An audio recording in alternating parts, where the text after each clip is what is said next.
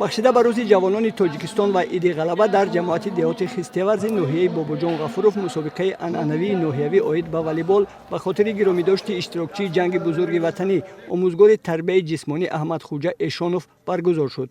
Ин омӯзгори пуртаҷриба дар тӯли фаъолияти худ шогирдони зиёдеро ба вай расонидааст, ки барои рушди соҳаи варзиш ва илму фарҳанг саҳми арзанда гузоштанд.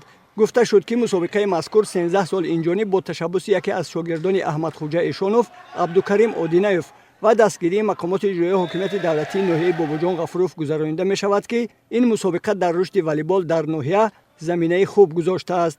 зеро маҳз дар ин мусобиқа хонандагони муассисаҳои таҳсилоти миёнаи умумӣ байни ҳам сабқат мекунанд ва шавқу ҳаваси онҳо ба волейбол бештар гардида минбаъд дар ин ришта тамринро идома медиҳанд. дар ин чорабинии варзишӣ, ки таи 5 рӯз идома ёфт, 10 даста аз муассисаҳои таҳсилоти миёнаи умумии ҷамоати Хистеварз иштирок намуда байни ҳам сабқат карданд. ёдовар мешавем, ки намуди волейбол дар ноҳияи Бобоҷон Ғафуров асосан дар ҷамоати Хистеварз рушд ёфта мураббиёни пуртаҷриба ба тими мунтахаби ноҳия беҳтарин волейболбозонро ҷалб намуданд, ки мунтазам дар мусобиқаҳои вилоятию ҷумҳуриявӣ ба дастовардҳои арзанда ноил мешаванд.